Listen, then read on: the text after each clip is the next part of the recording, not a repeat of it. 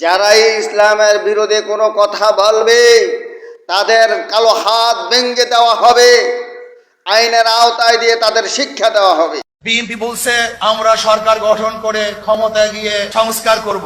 প্রথম প্রশ্ন হলো এই, আগামীতে বিএনপি ক্ষমতায় যাবেন, গ্যারান্টি আপনি কি দিয়েছে?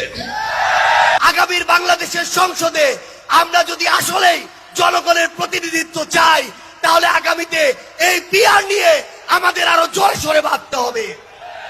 আমি প্রধান উপদেষ্টা, নির্বাচন কমিশনার সকলকে বলবো, আপনি জাতির উদ্দেশ্যে নিরপেক্ষ থাকার অঙ্গীকার করেছেন।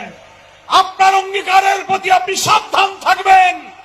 আপনার কোন কোন ভূমিকায় জাতির মধ্যে কিন্তু সংশয় তৈরি হয়েছে। কোন দু একটি দলের উপরে ভিত্তি করে দু একটি দলের কথায় সংস্কারের নকশায় পরিবর্তন আনা যাবে না। বাংলাদেশ জামাত ইসলামীর দাঁড়িপাল্লা আর ইসলামী আন্দোলনের হাত পাখা এক জায়গায় করতে পেরে উনি মহাবীরে পরিণত হয়েছেন।